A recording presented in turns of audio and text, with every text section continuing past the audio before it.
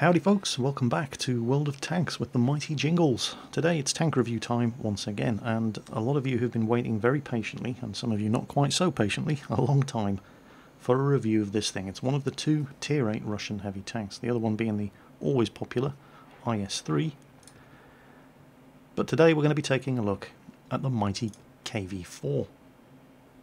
Took me a long time to get this tank. Did not think I was going to like it. If you look at the research tree for the Soviets, you will see the KV-4. There it is. See, I already have the IS-4, and that's one of the reasons why I didn't bother going down the KV-4 and the ST-1 line. Prior to patch 7.3, the IS-4 was the Soviet Tier 9 heavy, with the IS-7 being the only Tier 10. 7.3 rearranged the Russian heavy tank lines, and since I already had the IS-4, I didn't really see the point of going down the KV-4 and ST-1 line. And I really should have, because the KV-4, well, it's a good tank. I have had fun playing this thing most of the time. It's a tank of extremes. On the one hand, it's extremely well armoured. On the other hand, it's extremely immobile. It has terrible manoeuvrability. It is a big tank. It weighs over 100 tons, and it has a very, very powerful 1200 horsepower engine. Even the stock engine on this tank is 1000 horsepower. Of course, 1000 horsepower, 100 tons, power-weight ratio is still pretty bad despite the very, very powerful engine.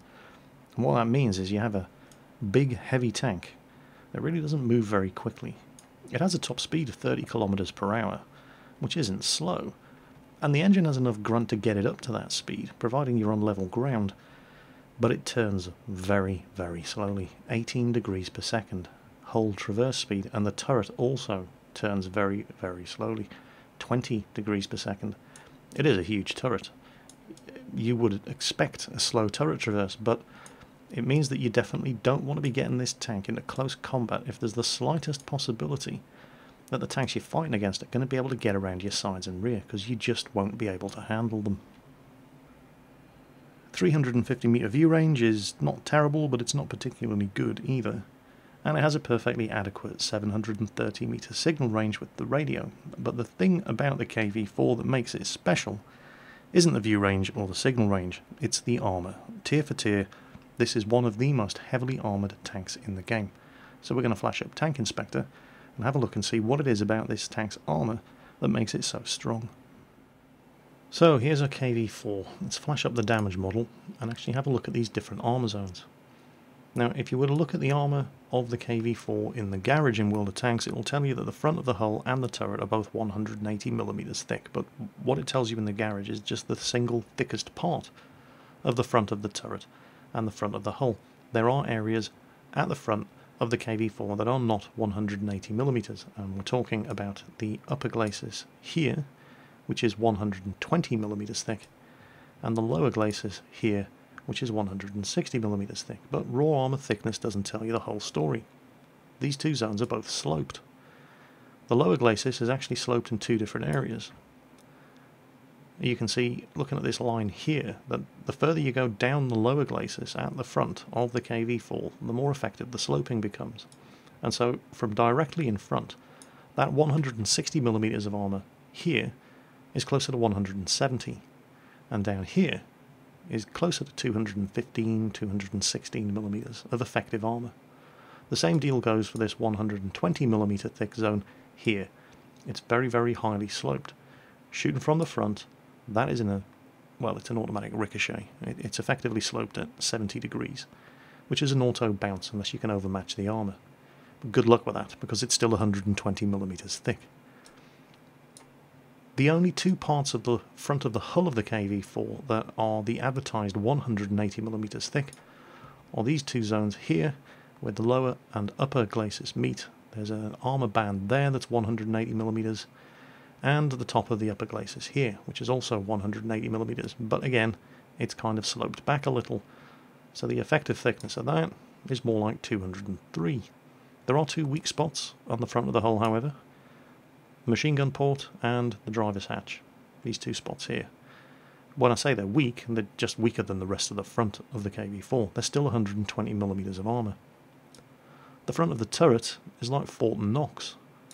It's 180mm almost everywhere, except for this one small strip above the top of the gun mantlet, which is 120mm of armour.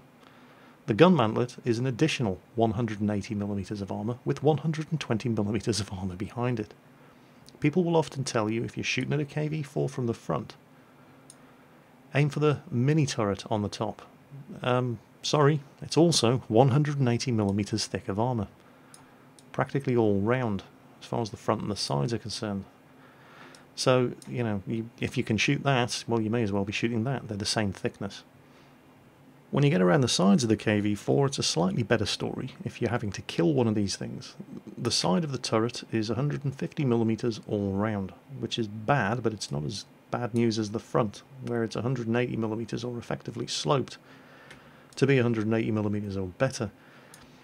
The side of the hull above the tracks is also 150mm, but the side of the hull below the tracks is 130mm. However, shooting at the hull below the tracks, you stand a good chance of having your shot eaten up by the tracks themselves, which count as 20mm of spaced armour, in addition to the 130mm behind the tracks. There are spots where you can fire and miss the tracks, but if you're not accurate enough, you may as well just be shooting up here, because it's the same effective thickness, with that 20mm of additional armour on the tracks. And don't forget, the tracks count as spaced armour, so they love eating up things like high explosive and high explosive anti-tank.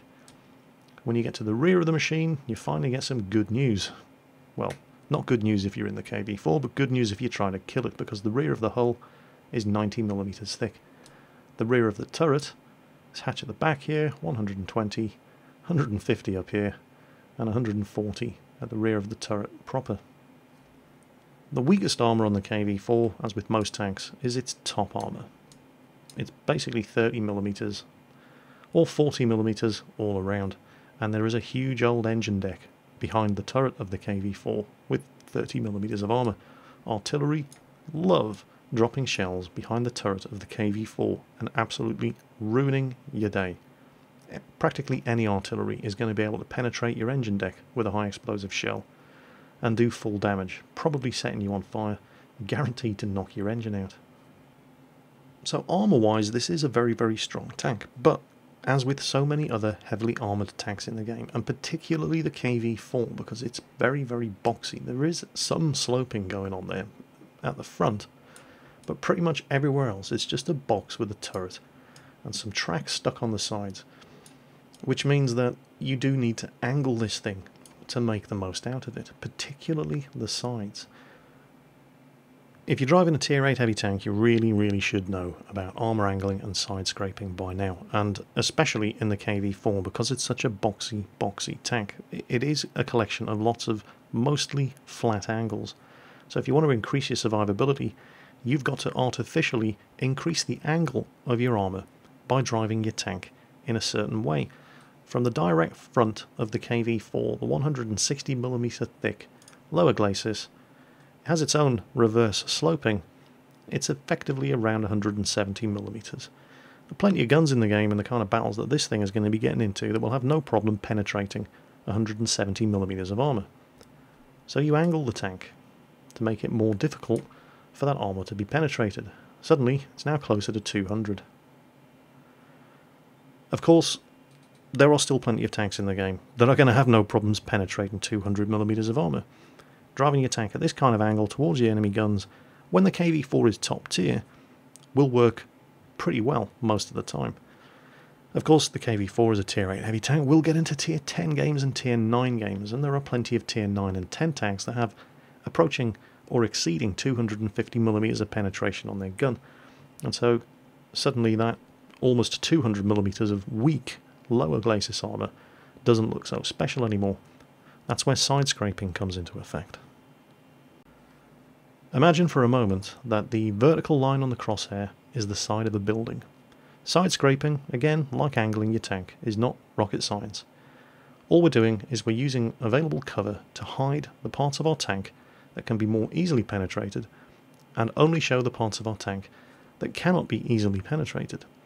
So, just to demonstrate, again, imagine that the vertical line on this crosshair is the side of a building. We drive the KV-4 up to the building, and we stop it here, so that nobody has shots at our lower glacis. And we want to be at more or less this kind of angle. When we're ready to fire, we can then turn the turret. The gun can now fire around the side of the building. Nobody can shoot on lower glacis, and the only shots that anybody has at us is at the front of the turret, which is 180mm thick of armour, and which we're only showing towards the target when we're ready to fire at them. At all of the times we're angling it away from them. And the side armour. Now the side armour is only 150mm thick, but at that kind of angle it's an automatic ricochet. And that's the basic principle of side scraping, and that, rather than the raw thickness of the armour, is what makes the KV4 such a tough nut to crack. The research grind on the KV4 is actually not that bad. It looks initially as if you're going to have to go through an awful lot of guns before you can unlock the upgraded turret and the top 107mm ZIS-24 gun, but in actual fact all of these guns you will, or should, have already unlocked before you get here. The D25T gun here you should have already unlocked on the KV-1S. The D25T gun you will have already unlocked on the IS or possibly the KV-3. And this 107mm ZIS-24 gun does not require the upgraded turret. If we have a look here, by the magic of the internet, I've just swapped my turret out. There's the stock turret on the KV4 with the upgraded gun. And the great news is, you don't need the upgraded suspension in order to fit the big gun on your stock turret KV4. The stock suspension has enough load capacity to mount the big gun, as well as the big engine. So I would recommend that you immediately start putting your research. It'll cost you 44,000 points in order to unlock the ZIS-24 gun. Get that first, then get the engine, which is going to cost you another 27,300 research points, and save the turret to last. But isn't the turret, especially while armoured Jingles on, you're going to want the turret over the stock turret? Well, yeah, but it's not that much better. It's still 180mm thick at the front, as you can see there. The only place it's better is the side armour, which isn't that much worse, 130 at the sides and the rear, versus the upgraded turret's 150 at the side and 140 at the rear. You are going to suffer a little for view range, however. 330 metres view range versus 350. But the benefit of that big gun and the extra horsepower in that big engine, I think, outweighs an extra 20 metres view range and slightly better side and rear turret armour, because you're going to be trying to keep the front of this thing towards the enemy at all times anyway.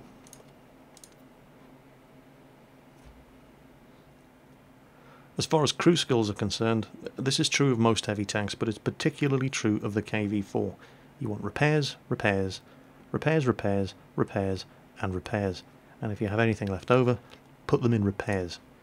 The way you drive this tank, there's going to be a lot of angling, there's going to be a lot of side scraping. Your tracks are going to get chewed up, taking hits so that the rest of the tank doesn't have to. This tank will be spending a lot of time sitting with its tracks blown off. Get those repair skills up as high as you can to reduce the amount of time you're sitting immobile and possibly getting outflanked while you're waiting for your tracks to pop back up, because the tracks of this thing are going to take a beating if you're doing it right. All of which finally brings us onto the gun, the 107mm ZIS-24. Like the T150, the KV4 does not get a 122mm top gun like the BL9 or the D25T, which are common on most of the other Russian heavy tanks. Instead it gets one of these 107mm guns. Now, it's not a bad gun, but it's not particularly good either. The rate of fire is slow, 5.41 rounds per minute, although it's faster than most of the Russian 122mm heavy tank guns, and the penetration is comparable as well, comparable at least to the BL9 that you get on the IS-3, 227mm. However, if you're firing premium ammunition from this thing, which in this case is APCR, you're going to get 289mm of penetration. The average damage of 320 is lower than a 122mm gun's 390, but it's compensated for by the fact that the rate of fire is better. The accuracy is not great, in fact it's pretty bad by most nation standards, but not terrible by Russian standards, 0.38, but it does have a terrible 3.4 second aiming time. But no worse than the 3.4 second aiming time on the IS-3's BL9 gun. The real issue with this gun is the low damage per minute. It's because of the low rate of fire and the relatively low alpha damage. The low DPM of this 107mm gun is kind of one of the KV-4's biggest weaknesses. If you end up in a sustained gunfight with another tank that can penetrate your armour, you've got nothing. You're going to lose. This isn't really the kind of tank that likes to sit out in the open, exchanging fire with other tanks at the other end of the battlefield. You can do that if this tank is top tier, because your armour will take the battering. If this tank is not top tier in a battle, and your armour can be penetrated by the guns firing back at you, the KV-4 will lose every time. It just doesn't have the sustained rate of fire to win in that kind of situation.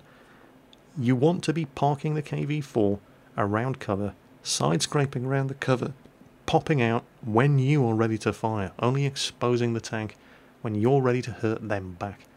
And that negates the low damage per minute of this gun. If you're only allowing them a chance of firing at you, not when they're ready, but when you're ready, that's how you make this tank work. So, let's take this thing out for a spin and see how it performs. The first thing I wanted to show you is a practical demonstration of angling and side scraping with the armour of this tank. It's all well and good showing you, in theory, how it should work in Tank Inspector, but there's nothing beats a good practical battlefield demonstration of how to angle and side scrape the armour of the tank in order to beat tanks that have guns with penetration far in excess of the nominal thickness of your armour. There's an AMX-5120 and an IS-8 around that corner, and they have guns with penetration of 257 and 258mm of armour. So we approach the corner, and instead of driving at an angle around the corner, allowing them to shoot in through our inside drive wheel and penetrate the side armour, we side scrape around, giving them choice of shooting either at the front of the turret or into the tracks, and the tracks eat the shot for us. Bounce a return shot there from the AMX-5120, who has 257mm of penetration. The best armour on this machine is only 180mm thick. Quickie Baby blows the tracks off the IS-3, I pop out, take the tracks off again. IS-3 is completely incapable of penetrating any of my armour at this kind of angle. So, moving on from a quick battlefield demonstration to a slightly longer battlefield demonstration. This is Davaronis64. He's driving his KV-4 top tier on Ruinberg, platooned up with a friend in a Tiger II.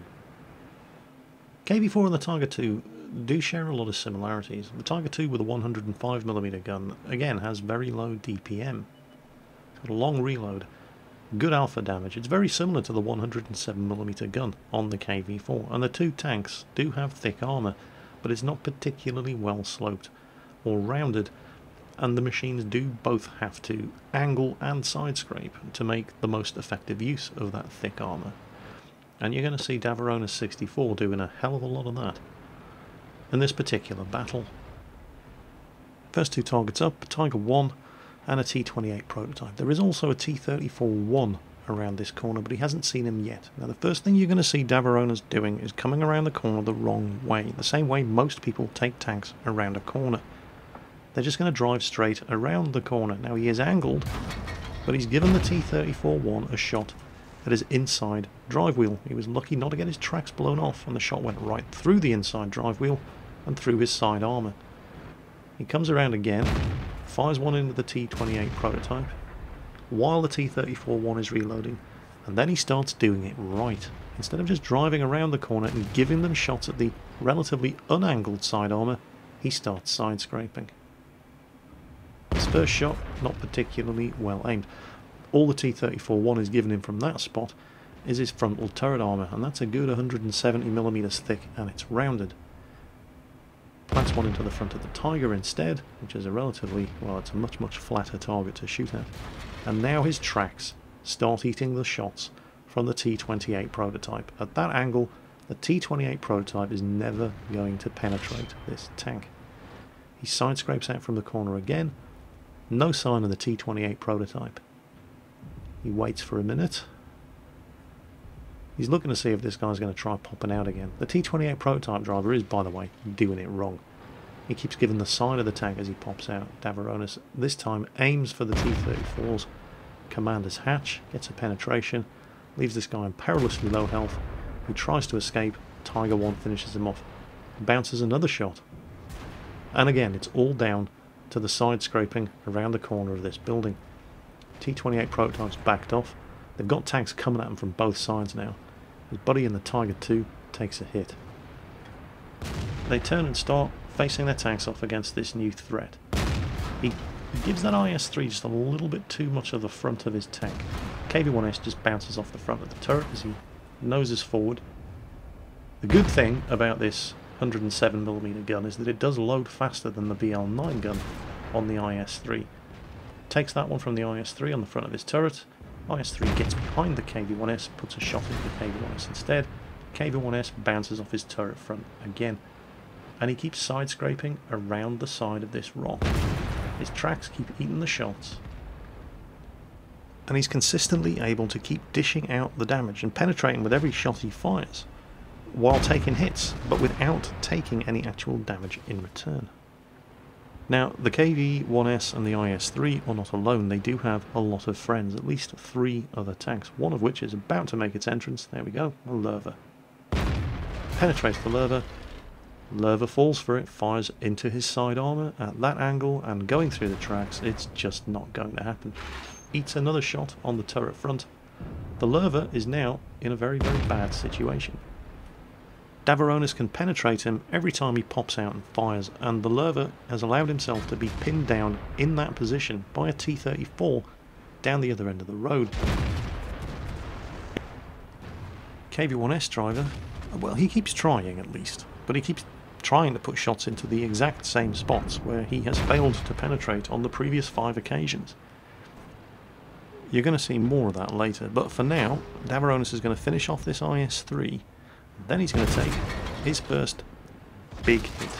The IS-3 blew his tracks off, doing no damage, but he kept him in place long enough for an ISU-152 right down the other end of that road to plant a high explosive shot right into his turret, killing his commander. Now, this is a kind of a good news, bad news situation. The fact that it was a high explosive shot suggests that that's not a fully upgraded ISU-152. It's probably not using the BL10 troll cannon. That thing has 289mm of penetration, with armour-piercing ammunition. More than good enough, even at that kind of extreme range, to go through the turret front of a KV-4 and do up to, well, around 750 damage. Not the 480 damage that the high explosive shell did. It suggests that the ISU-152 is mostly stock and is using the 152mm howitzer. So you definitely don't want to get hit by that ISU-152 again. If he's using the 152mm howitzer, a high explosive shell is capable of bringing this game to a rapid conclusion if he hits him again. But there's also an Su-152, the Tier 7 Russian tank destroyer, and if he has the same 152mm howitzer, and here he comes, and nope, it looks like he's using the 122mm gun instead and firing armour piercing, so that was a bit lucky because it bounced. Again, 175mm of penetration on these 122mm guns. Even unangled, our frontal armour is 180mm thick. Now, while all this is going on, and just before our friend in the Tiger 2 claims a victim and then dies, leaving Daragonis the last one left alive on his team, you may have noticed that the 88 has been firing nothing but premium ammunition. I'm not judging the 88 driver, he's a Tier 6 tank destroyer with a 17-pounder gun. You need to expect people to find gold at the front of your tank if you're driving a KV-4, particularly if it's a Tier 8 game, because they just have no hope of penetrating you. Otherwise, it is going to happen. It's pointless getting upset about it. But you'll note, even with premium ammunition, the 88 is just not capable of penetrating the front of this tank when it's angled. The Comet, on the other hand, this is hilarious. Look at this guy. You'll notice that Daragonis, while he's reloading, is angling and waggling his turret to increase the frontal turret armour against the Su-152 and the 88. But watch the Comet. Count the number of times the Comet takes the same shot against the same angled side of the KV-4 and completely fails to penetrate. it's not surprising that he's not penetrating the angled side of a KV4, because it's the angled side of a KV4, but what is surprising is that he keeps doing it. You know, I'm going to go out on a limb here and suggest that if it didn't work the first 15 or 16 times, it's probably not going to work the 17th, 18th, 19th or 20th time either. Perhaps, and I'm just making suggestions here, it might be a better idea, since you're in a Comet, to drive around the rear of the KV4 and shoot at his 90mm of rear armour, while there's an SU-152 and an 88 keeping him occupied from the front. Is it just me? Maybe it's just me. You know, they say it's not fair to judge a player by their win rate, and they're absolutely right, until that player has a couple of thousand games under their belt. But I think it's entirely fair to judge that Comet driver by his win rate. I think he got exactly the result that he deserved. At least the enemy ISU-152 driver sees the funny side as well. Why did the Comet not just drive around his rear? Why did the 88 or the SU-152 not fire high explosive at him?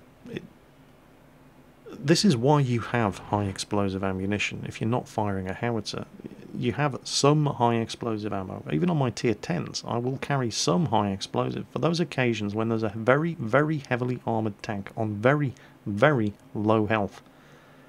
If you can't guarantee a penetration, and these guys couldn't guarantee penetrations, that's why you use high explosive.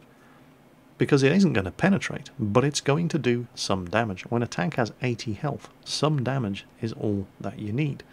Or, you know, drive around the rear and shoot him in the ass, because you're in a Comet. Well, apparently thinking is hard.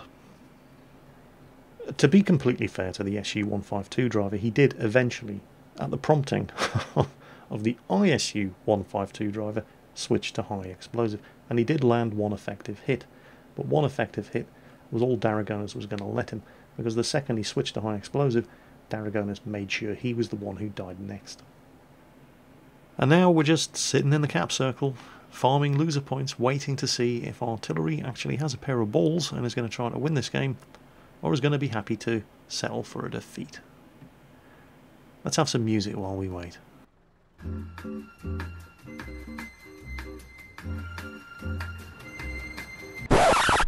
Oh shit, there he is, and your gun's facing the wrong way. Oh, but, he's got to come around the corner. Oh shit, and he misses. Well, you can take your time now. I think you're probably going to beat his reload. So, that was nice. So taking a look at what Davaronis walked away with from that one, unsurprisingly, he got Ace Tanker. That's his mastery badge in the KV4. I don't know if that was the first mastery badge he's in the KV4, but that was very definitely a mastery badge game.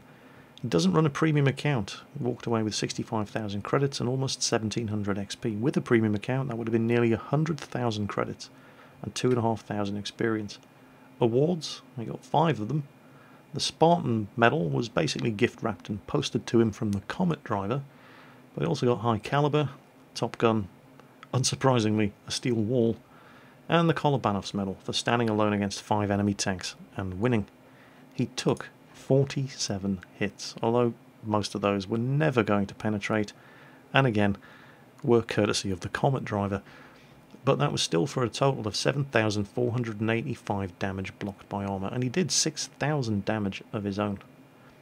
I must admit I am curious, however. I need to see this. Where is he? Where's the there he is, the Comet. Yeah, pretty much what you'd expect. 30 shots fired, 25 hits, 6 penetrations out of the 25 shots that hit, for a grand total of 258 damage done. Anything up to 19 of the shots that he fired would have been into the side of Davaronis' KV4, heavily angled side with no chance of penetrating whatsoever. We're all having a laugh at your expense, but if you are the Comet driver and you are watching this video, don't take it personally. Try to learn something from what you did in that game. And this applies to anybody who finds himself in the same sort of situation.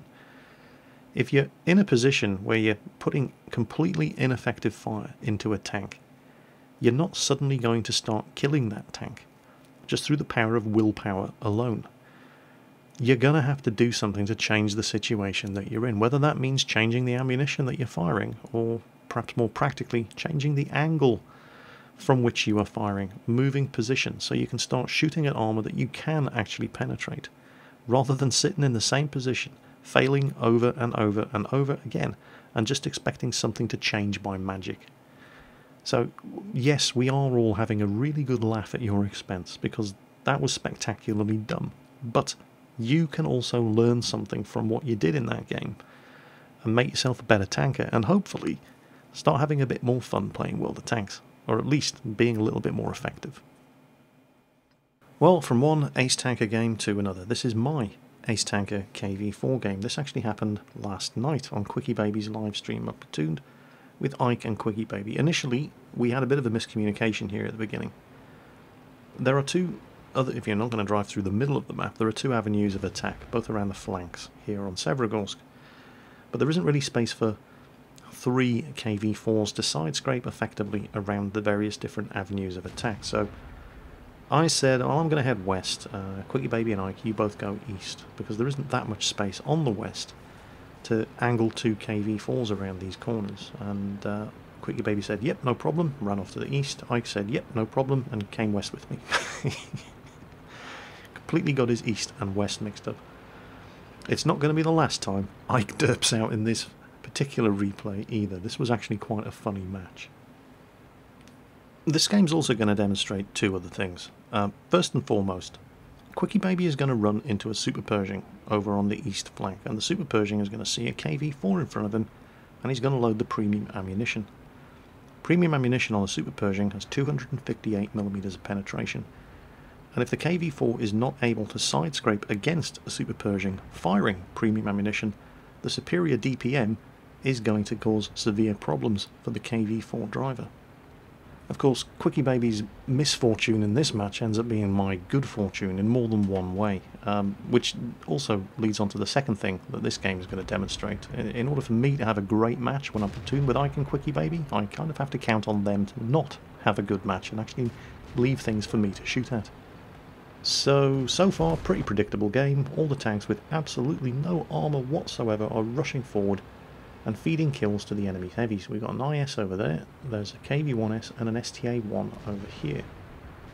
Bounced my first shot from the KV-1S. I should point out, by the way, that when I was playing this match, I'd actually been awake for 36 hours. I was absolutely exhausted.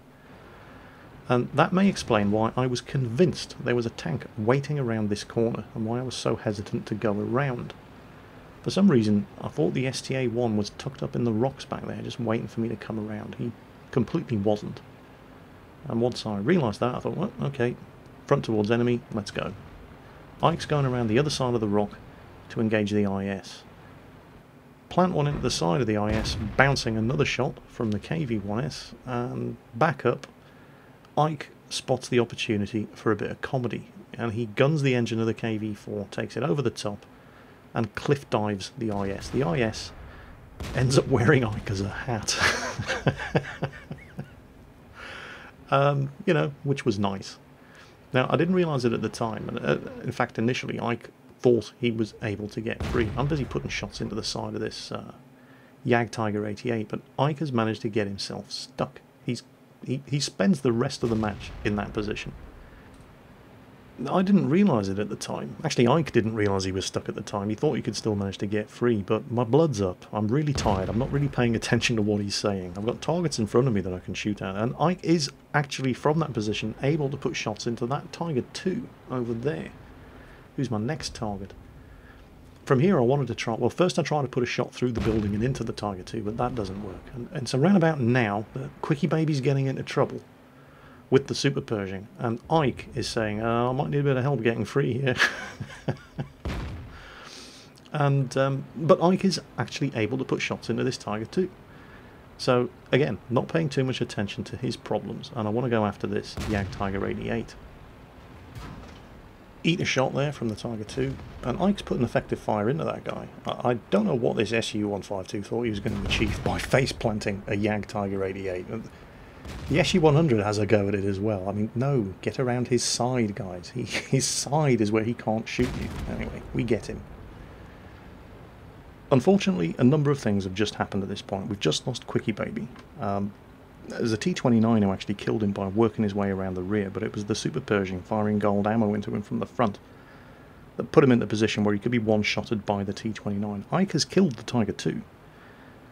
Unfortunately, he's now come to the conclusion that he is well and truly stuck. He's actually wedged himself in between the rock and the wreck of the IS that he cliff dived, and he cannot move from that position. He's going to stay there for the rest of the game. Any second now, one of our tanks is going to start yelling at us to cap. Now, that is a terrible idea. In this situation, at least. There's a time and a place for capping in World of Tanks. This is not it. I'm a top-tier heavy tank. I still have all of my health. I haven't taken any damage. Why on earth would I sit in the middle of an open cap circle, giving tanks with superior view range the opportunity to fill me full of holes without being able to fire back? Screw that noise. I'm going for the kills. So what have they got left? Super Pershing, an IS, T-29 and a T-43. We've just lost the SU-100. Ike is effectively out of the game. It's basically just me and a badly wounded IS against 4 enemy tanks. They're going for the IS. That's going to leave me alone against the 4 of them. Not in a position to support him just yet. Got to keep moving forward. The IS is doomed. He's going to start screaming at us, "Why didn't you cap, you noobs?" Well, I didn't cap because I didn't want to lose. Come around, IS is focusing the other way, put a shot into the side of his turret, move forward, get this wreck between me and him. He fires, bounces off the wreck, T-29 comes out, bounce a shot from him, kill him. Now, T-43, Super Pershing and IS. The IS is a potential one-shot kill. I'm going to go after him, kill him, then turn around and face the other two. And here comes the Super Pershing. He fires, it's armor piercing, it bounces. I'm unlucky, I get a low damage roll, I don't kill the IS. The Super Pershing then switches to APCR. Start shooting APCR into my ass. I kill the IS. However, the Super Pershing is now out of APCR ammo. The T-43 is still firing APCR, so I kill him next.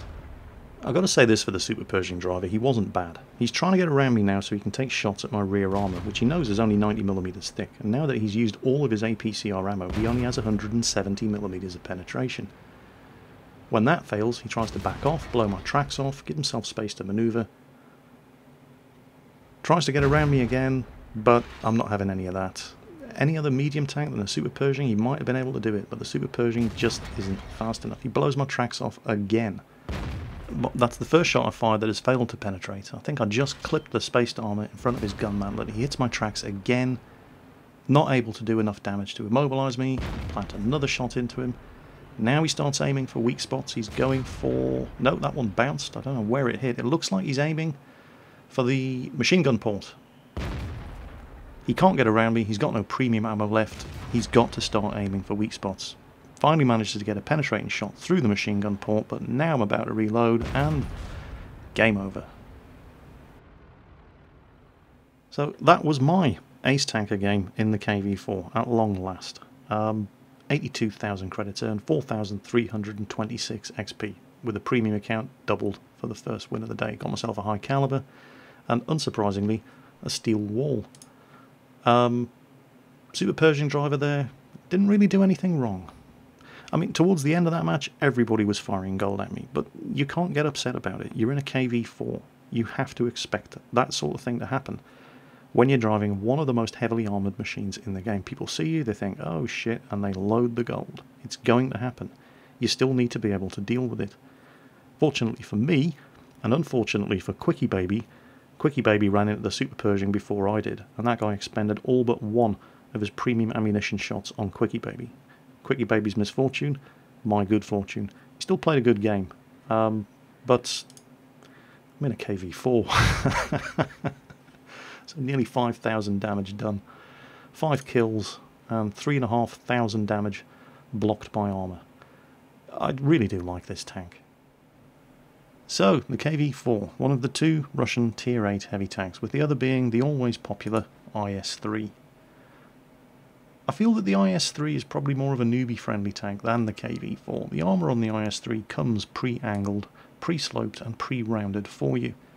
You should know what you're doing when it comes to angling and side-scraping by the time you start driving Tier 8 heavy tanks, but if you don't, and I'll guarantee you there are people out there who don't and are driving Tier 8 heavy tanks, you'll have an easier time of it in the IS-3 than you would in the KV-4. You definitely need to know what you're doing in this machine, but there's a reason why they call this thing the KV Fortress. It is an incredibly tough tank.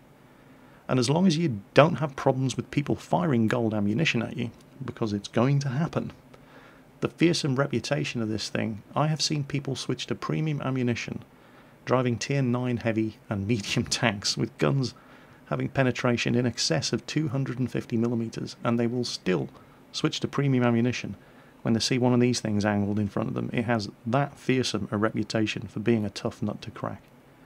And if you know what you're doing, it is that tough a nut to crack. This thing is one of the best machines in the game when it comes to angling and side scraping. I've had a lot of fun driving it, and I'm pretty sure you can too. As always folks, take care on that battlefield, and I'll catch you next time.